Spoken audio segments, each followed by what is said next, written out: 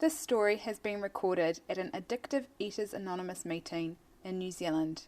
You can email us at contact@aeanz.org. And it's the first Friday of the month today, so tonight we have a speaker, and the speaker tonight is Kay. I'm Kay, and I'm an addictive eater. Hi, Kay.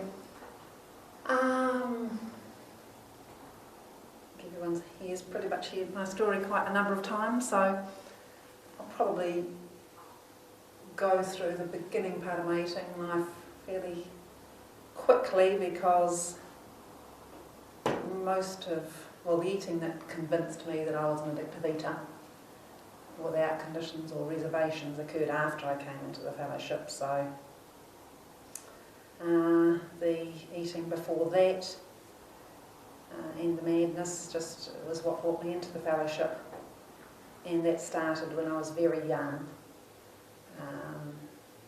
And all my childhood and teenage years were all hugely preoccupied with the food, always wanting to eat, always trying to get food, money for food, getting rid of empties, all that sort of thing. And always in secret, not telling another soul. And yeah, it was just every day. I went into battle with the food from a very young age, and I knew I was different to other people.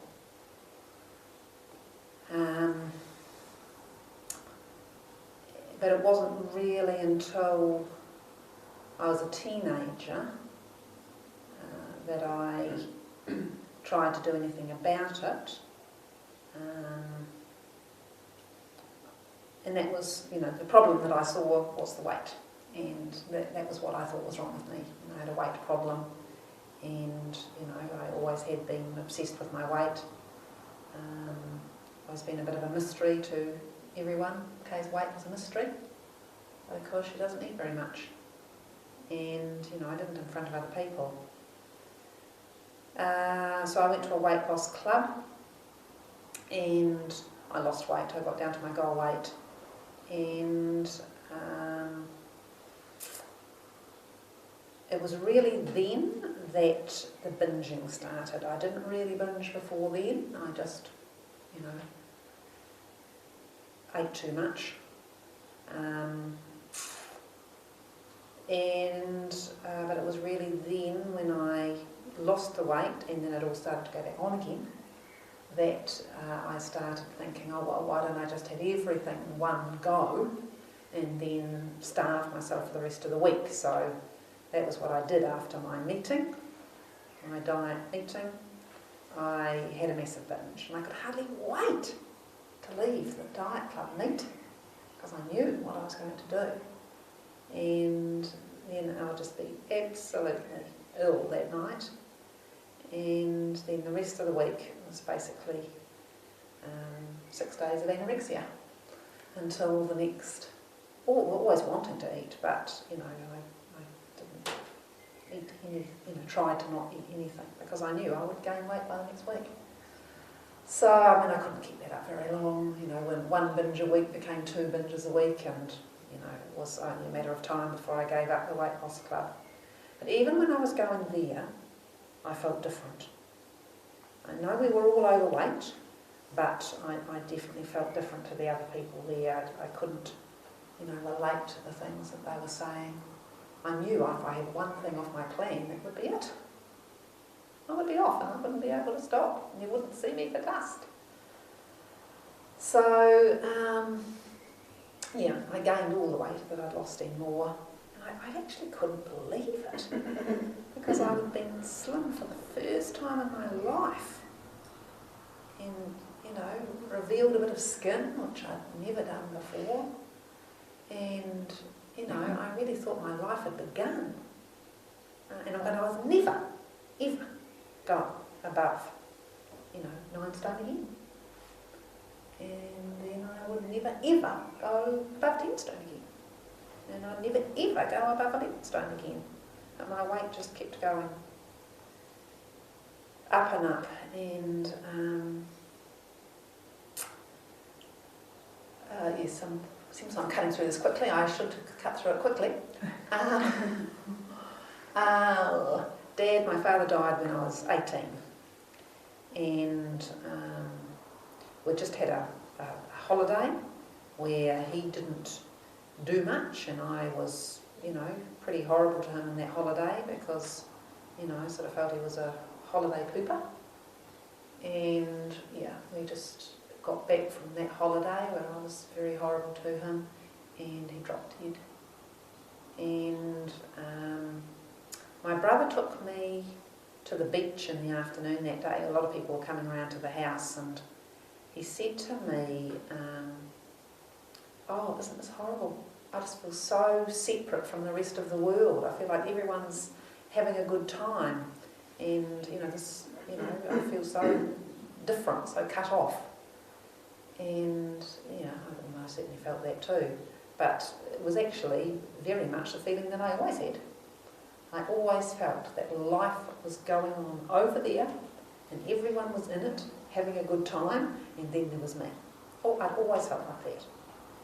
And I didn't say a word to my brother, but it was the first time that I realised that other people didn't feel like that, because I didn't know that other people didn't. Just thought that was how everyone felt. And of course, I know today that was the disease. And so the next few days I totally ate my way through, Dad's death. At the funeral, we had people after the funeral, people back to our house, and I just spent the whole time getting food into my bedroom and under my bed. Just a couple of things on a plate and, spiriting it away and coming back, empty plate, and getting another couple of things. And, I just had a massive binge when everyone had gone. And I can't remember talking to a soul, and I suppose I did, but I know it was absolutely no support to my mother. And, the big thing for me, the massive thing, was the food. And a few months after that, I read an article in a magazine, an Australian magazine, Are You a Food Addict? I thought, my goodness, this sounds like me. And I couldn't believe it. And I got the address. It was an advertisement really for a 12-step food fellowship, and I got the address and wrote it down, and wrote to Australia and told them all about my eating. It was the first time I'd ever told anyone.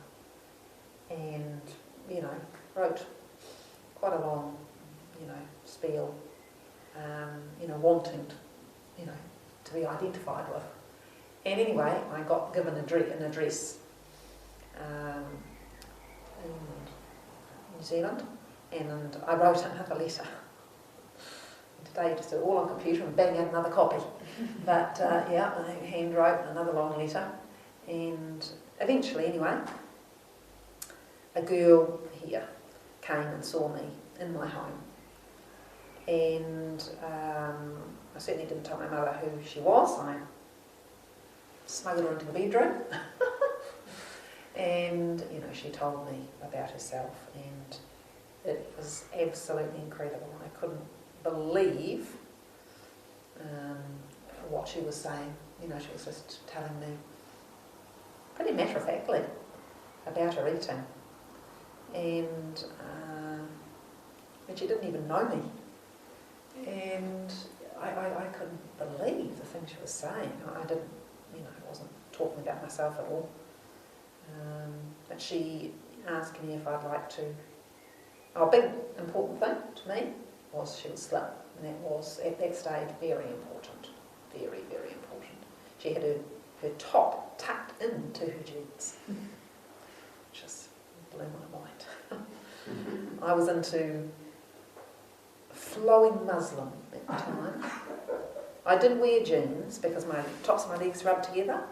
So I had jeans on, but not straight ones. Hers were straight, mine were flared jeans to balance, you know, the bigness at the top had to have bigness at the bottom. So I always wore big shoes to balance the bigness at the top.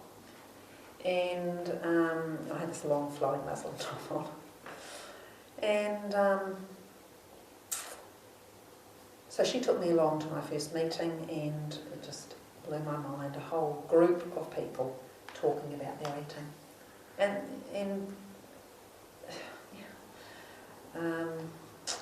It was absolutely amazing. And it was really that identification with other people that kept me coming along. I really didn't understand anything about the steps. Higher power sounded pretty dubious. I was glad I wouldn't have to have anything to do with that. I didn't really understand much. In actual fact, this woman that came in 12 Steps to me, she was actually the only person in recovery. But I didn't understand anything about recovery at that time, and the fact that, you know, everyone else in the meeting was actually still eating like me. But, you know, they were being honest and open about their eating, which, you know, I had never struck before. So, sort of really the eating from now on, that is the eating that I'm talking about, that convinced me. I wasn't convinced when I first came in. I was very, very focused on the weight. And I suppose I hoped I'd lose weight and then I'd leave. And the big thing that happened to me food-wise was that I stopped binging. And yeah, I lost weight. I was on a food plan. And yeah, I lost weight, and I thought I was okay because, you know, the weight's the problem. And I chased a boy around the country who was interested in me, and no boy ever had been before, and I sort of thought, my goodness, no boy's ever going to be again, so, you know, I better chase this one. And so I went up to the city that he was living in, and started going to meetings up there. And started going to AA meetings also. There wasn't actually anyone in recovery when I look back now. There wasn't in the food fellowship I was going to there. But, you know, I kept going to that, and I was actually at a meeting the other day, and an AA meeting they were talking about, you know, jails and hospitals, and, you know, I thought my usual thought that I'd never been in jail or hospital with this disease, and then it just sort of struck me out of the blue that, well, you know, I had a massive car accident, and that was certainly caused by this disease. Up where I lived at that time, I was into Kentucky Fried Coleslaw in a big way on my food plan. That and rotisserie chickens. They were my big two things I had on the go. And I'd been to a meeting, and I called in at KFC on my way home to get my coleslaw. And when I came out of the KFC, there were a whole lot of guys around my little mini, and sort of jeering and sort of thing. And yeah, I was in a bit of a panic anyway. I eventually got into my car and drove off, and drove through a giveaway sign, and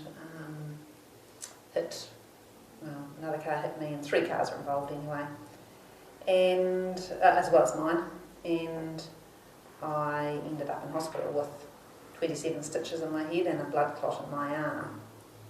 And you know, that was, you know, purely from this disease.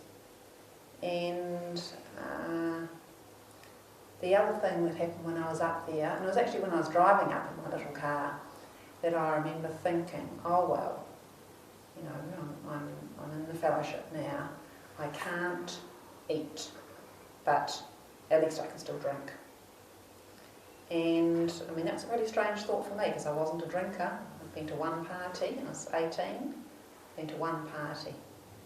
And because I, stayed home at night, I wasn't a socialite, I'd stay home and eat in my bedroom. And I never had anything to wear and I always looked terrible anyway. So I didn't used to go to parties, I did go to this one, however, and I did get drunk at that party and I thought it was a very good party. But, it was always the pull of the food. So anyway, I completely know today that I was just an alcoholic that hadn't started drinking, and that all I needed was the alcohol. And I started drinking alcoholically. I didn't have a lot of years of drinking, but my drinking was all alcoholic. And it also it took my disease out. It was more visible. It was more visible than it had been with the food. But I didn't think that was a problem. I actually thought it was, it helped me. I thought it was a good thing. I didn't think it was a bad thing. And I was going to AA meetings, so I've got no idea how I was justifying that in my mind. I don't know, but, I was pretty good at justifying things.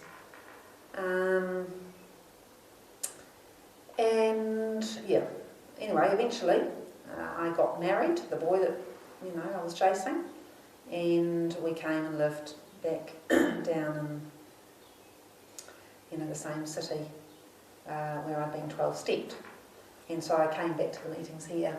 And by then there were another couple of people in recovery. And so I started going to meetings back, down here. And, it started to get hard because, at meetings I was hearing this recovery. And, it wasn't sitting well with me at all. And I would feel fine when I came into the meeting. And as the meeting went on, I felt worse and worse. And by the time I left the meeting, I felt like driving into a lamppost. And, I'd hear at the meeting read out about the poor unfortunates, constitutionally incapable of being honest with themselves. And I used to think, oh my goodness, that's me. That is me. And I used to feel sorry for myself. And with food, I was on the food plan. It was quite a lengthy food plan because I was trying to get, the most food I could on that food plan. And when I came back down to, when I was up in the North Island, I was reading my food plan out to an AA member who wasn't an addictive eater. When I came back down here, I was reading it out to my sponsor. In name, I certainly wasn't, I didn't have a sponsor then like I do today. And I thought, well, I'm going to have to read my food plan out to my sponsor, but this is a very lengthy food plan, I can't possibly read this out. So I used to have 2 pens on the go, and one would be red, and one would be blue, and one would be the one I wrote out that I actually ate, and one would be the one that I read out to my sponsor. But it was all, that to me wasn't weird, it was all justified in my mind, completely and utterly justified. I didn't find that strange, just like, cutting a loaf of bread in half and that's 2 slices, that wasn't strange. It's amazing what I could justify in my mind. And occasionally I'd think in the meeting, when I heard the people in recovery sharing, I might need to go and talk to those people one day. And I think, oh, no. I couldn't think of anything worse, and I'd shake my head to get that thought out of my head. And then, it just went on, suicidal thinking went on, and then one day I just got to a point when I woke up one day and I knew I needed to go and talk to those people in recovery. And it was scary, but, you know, it wasn't abhorrent. You know, I just knew that I had to do it. And, you know, I rang up my sponsor and arranged to go and see her and her sponsor. And I went round to my sponsor's house that night, I think it was that night. And when I got there, you know, my sponsor's sponsor was sitting there knitting. And I thought, God, you're knitting. My life is at an end and you're knitting. And that's, you know, just what it felt like. But of course she could knit till the cows come home. She's, you know, she was free. She was in recovery. You know, there's nothing to stop her knitting. And anyway, I don't know what was said, but for the first time in my life I was honest. And, you know, honest with food, just honest with everything that had gone on, I presume, since I'd, you know, come into the program. And they, I'm presuming, shared what they had done to get well. And I know there was talk about, you know, it being a total disease. And to get well, you know, I needed to put down everything. Because of course, you know, I had the alcohol on the go and, you know, painkillers, you know, all, you know, wrapped up and justified. So I went home that night from, you know, my sponsor's place, and I got down on my knees against the bed in the bedroom, and I said, if there's anything there, can you please help me? And I think it must have been suggested to me, because I just can't imagine me coming up with that on my own. So I think that must have, you know, been suggested to, you know, do something like that. And my husband came into the bedroom, and my heart was pounding. And, you know, I honestly, I felt like I'd been caught in some dirty act. And I shot under the bed.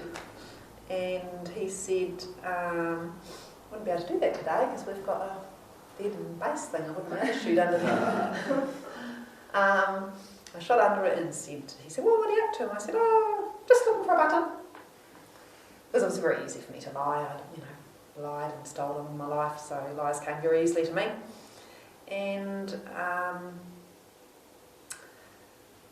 yeah, and that next day, I didn't think much about that after that. You know, I didn't have any, you know, bolts of lightning or anything like that. I was just, you know, basically followed the direction that I was given.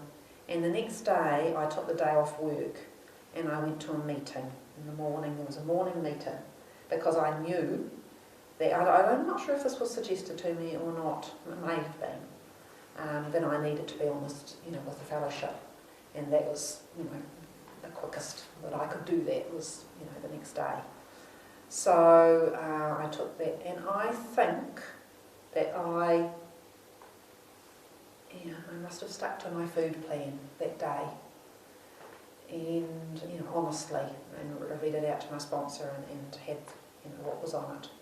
Anyway, the next day after that I went back to work and read out my food plan during the morning to my sponsor, and then I had milk with my lunch, and I had half of my milk in my lunch, with lunch, and then I had half in the afternoon, and that's what I'd always done at work. So I don't think I'd done it the day before at home, but I did it at work. And it was when I had the second, it wasn't when I had the first, you know, not the incomplete milk at lunchtime, it was when I had the milk at afternoon tea. Immediately I had a sip and I knew something was wrong. That same feeling, you know, being cut off with, you know, from the world was back, like majorly back. And I knew I couldn't carry on working, you know, and I didn't understand what it was. And I rang my sponsor, which wasn't easy to do because I was in a typing pool and the phone was right by the supervising typist's ear. So I rang up and I said, oh, no, and sort of tried to sort of tell her what the problem was without sort of saying too many words. And she said to me, have you eaten? Was that what it sounded like, obviously? So that's what it was. And I said, no, I've just had my afternoon coffee with, my milk. And, she said, oh, you've eaten. And I said, oh, have I? Oh, I actually didn't realise. And, basically, I suppose I didn't realise that milk was food, although it was on my food plan, so I don't know why I didn't, but it was just something that I'd always done. And,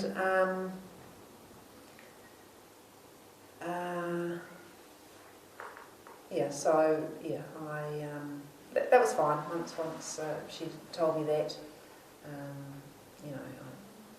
just said, oh, okay, I hadn't realised. And, that milk was a long time ago now, and that was, for me, that was the last time that I had picked up the first one.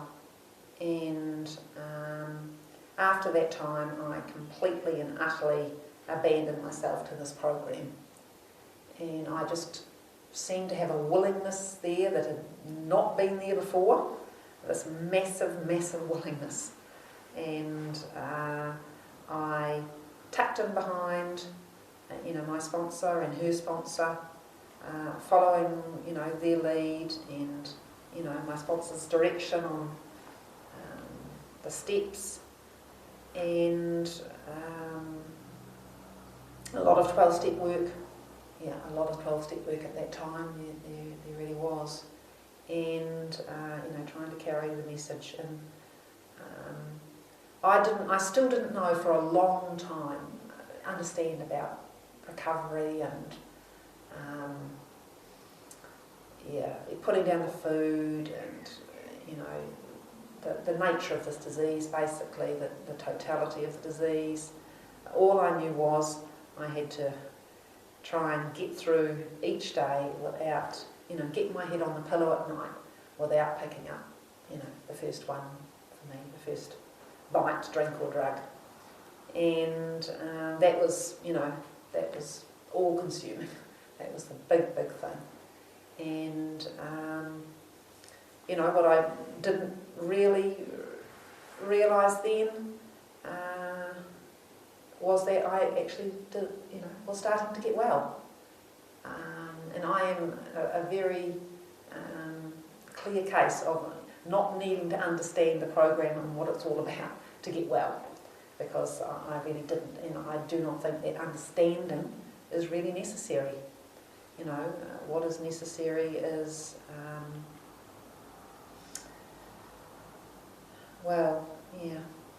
taking the actions, but before that, basically, something happened to me. Basically, I do believe today that when I woke up that morning, even though a couple of days later I had that milk, I do think that when I woke up that morning, I had done step one, or step one had been done to me, or it had happened. And I don't know how. I used to hear people talk about step one, the mystery of step one, the mystery of knowing they're powerless. I didn't know how you got there, how you knew that, how you did it. For me, it was just more eating, more lying, but continuing to come along here. And when I was beaten, I was in the right place. I was in this fellowship, and I turned to the right people. I turned to the people that were in recovery, who I didn't actually like very much. That didn't, that wasn't, it didn't matter. They had what I wanted. They weren't eating and they were getting well. So, I have continued to pretty much do that since that time. It's a lot different now. It was very, very intense in the early years. very intense. I would have been very hard to live with, but you know, I was very, very serious about my recovery, and my husband often used to say to me, lighten up, and you know, I tried to lighten up, but I couldn't be light about this. You know, I had a terminal disease that was going to kill me, and I told him that very, very often. But, you know, fortunately for me, as time was passing, you know, I was actually starting to get well. And eventually, you know, that wellness started to, you know, come into my life and you know, be seen and, you know, be, you know, demonstrated outside the fellowship. I was, you know, I was very, very, you know, busy inside the fellowship, but it took a lot longer for me to actually, you know, for the working of the principles to be seen in my, you know, sort of more family life anyway. So yeah, it's you know, a lot of time has passed since then, and it's still, for me, it's still the most important thing. Not to, you know, I don't actually consciously think I've got to get my head on the pillow tonight without picking up the first one, but it is the most important thing. That is actually the most important thing. And you know, I haven't talked much about the steps, and you know, I won't now because I've spent plenty of time. But you know, obviously, I've needed to go through all the steps with a lot of guidance from a sponsor, and you know, continue you know, with 1, 2, 3 on a daily basis, which is kind of still happens to me, and try and be a bit more proactive on 10, 11 and 12 on a daily basis, which is just part of my life now. I don't actually think, oh, here I go doing step 10, oh, here I go doing step 11. It's not like that. It's like the AAs that I saw in the early days. You could just see there was, you know, something about them, and you know, they were working this program, and you know, they had something. So yeah, for me it's all here. I've had all sorts of things happen in recovery, but I haven't needed to look anywhere else for anything else. It's just not been my experience at all. My experience has been that it's all here. So yeah, I'm very grateful, and I'll keep coming. Thanks, Di. Thanks, Kate.